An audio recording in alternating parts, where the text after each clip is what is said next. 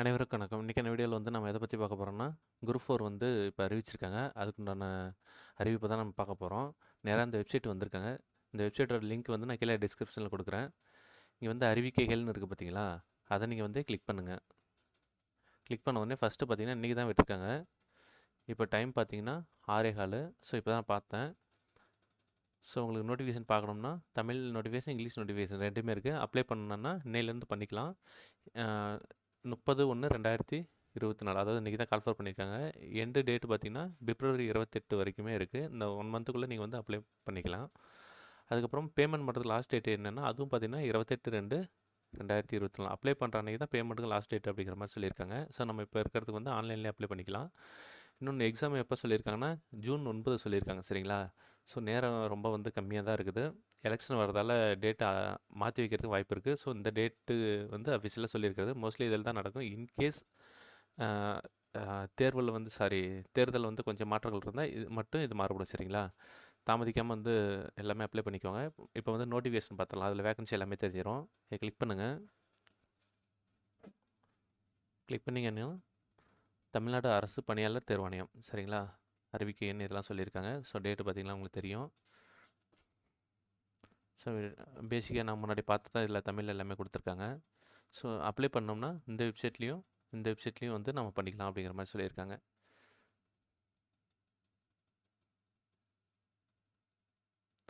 பார்த்திங்கன்னா இது tnbc.gov.inலேயும் tnbc.exam.in இதுலேயும் பண்ணிக்கலாம் அப்படிங்கிற மாதிரி சொல்லியிருக்காங்க.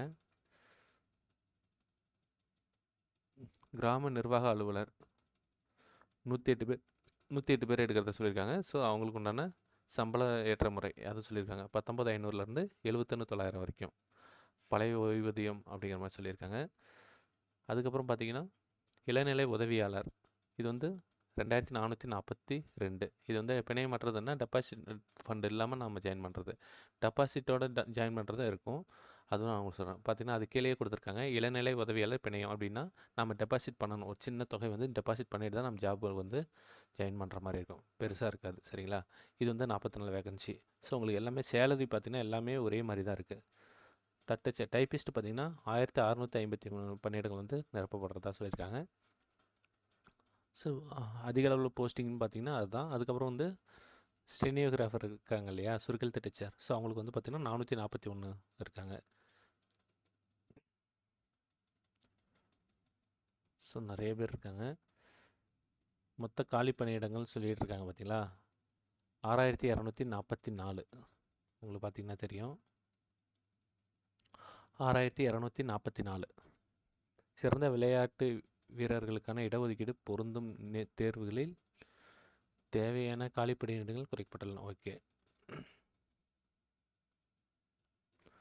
ஸோ எக்ஸாம் டைப் எப்படி இருக்குன்னா ஆல்ரெடி வழக்கமாக இருக்கிறது தான். தமிழ் தகுதி மற்றும் மதிப்பீட்டு தேர்வு வந்து 100 கொஸ்டின் கேட்டிருப்பாங்க. மார்க் வந்து 150 மார்க்கு. பொது அறிவு வந்து 25 கொஸ்டின் கேட்பாங்க. திறனறிவும் மனக்கணக்கு நுண்ணறிவும் இது வந்து 25 கொஸ்டின். இது ரெண்டும் சேர்த்து 100 கொஸ்டின் வரும். இதுக்கு ஒரு 150 மார்க்கு. மொத்தம் 200 கொஸ்டின், 300 மார்க்கு. ஒரு கொஸ்டினுக்கு 1.5 மார்க்கு. 3 மணி நேரம் எக்ஸாமு. குறைஞ்சபட்ச மார்க் வந்து 90 எடுக்கணும். சரிங்களா? சரி, ஓகே. இந்த பிடிஎஃப் நான் கீழே டிஸ்கிரிப்ஷனில் வந்து நான் கொடுக்குறேன். எனக்கு செக் பண்ணி பாருங்கள். தாமதிக்காமல் வந்து நீங்கள் வந்து அப்ளை பண்ணுங்கள். சரிங்களா? Okay friends. டிஎன்பிசிலேருந்து வேறு எதாவது அப்டேட் வந்துச்சா கண்டிப்பாக நம்ம உங்களுக்கு வந்து அப்டேட் பண்ணுவோம். இந்த சேனல் பிடிச்சிருந்தா மறக்காமல் சப்ஸ்கிரைப் பண்ணுங்கள். கூட இருக்க பெல் ஐக்கனை கிளிக் பண்ணுங்கள். உங்கள் நண்பர்களுக்கு பிடிச்சிருந்தா ஷேர் பண்ணுங்கள். Okay, thank you.